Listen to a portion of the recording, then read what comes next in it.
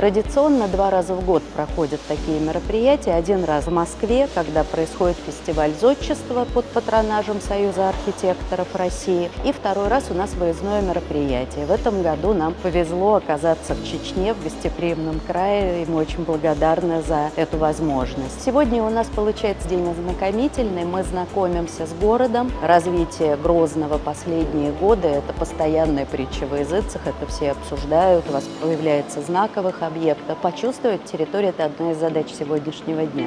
Безусловно, впечатления только самые положительные. В гостеприимстве чеченского народа никогда не сомневались.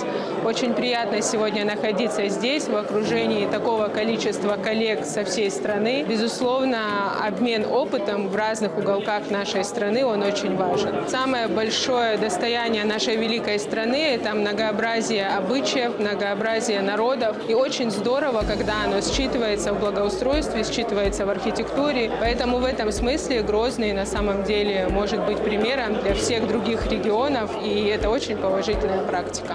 Грозный меня восхитил. Очень нравится, что здесь не боятся экспериментировать и пользовать разные стили в архитектуре. И очень нравится, что много внимания уделяется благоустройству, озеленению. Очень красивые у вас парки, очень красивые скверы у вас, фонтаны. У нас не во всех регионах уделяется большое внимание градостроительству и архитектуре в целом. На примере Грозного я вижу, что здесь максимальное внимание. Здесь видно, что это хорошая коллаборация, хорошее руководство и хорошее принятие решений.